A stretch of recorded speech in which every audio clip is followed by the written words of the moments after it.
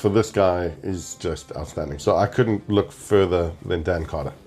So DC10, 112 caps for the All Blacks, 1,598 points, and like what was really, really interesting, 29 tries. His 14.27 points per game is the highest average for any player who scored more than 500 test points. But not only that, obviously, international is what we're obviously looking at, Yeah. But you talk about week in, week out. So 243 senior career appearances across, 2,937 points at an average of 12 points per game. So whether it was, on the international stage or playing provincial club rugby, your man was just outstanding. His playmaking ability was outstanding as well. And overall game management, I think, comes into it. He just knew. You talked about being a general and kind of being the quarterback and leading the line. Yeah, your man was all of that and more. And I think he had a good defensive game as well, ran good lines, which is why he sometimes played at 12, but 10 was obviously his best position. And he lost, so in 112 tests, he lost 12 games. That's just unbelievable. That's sick.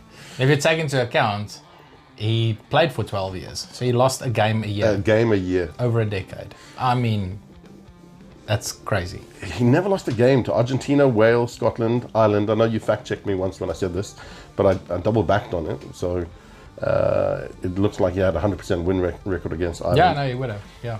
And the British and Irish Lions. And he beat Australia 74% of the time, South Africa 79% of the time, England 90% of the time, and France 92% of the time. So, I mean, he had an overall win ratio of 88%. Again, over a decade. Over more than a decade. Yeah. He scored, as I said, 29 tries, 5 of which were against Wales, where he got a brace in 2 separate games, 4 against England, 3 against South Africa and Australia each, and a couple against France, Scotland, Italy, and the British and Irish Lions.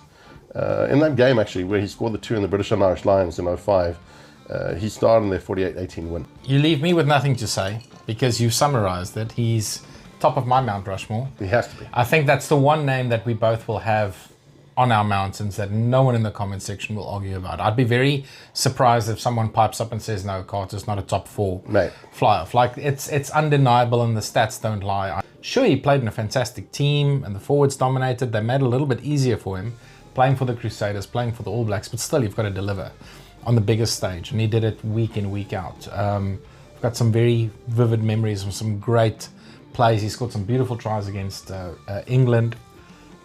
His distribution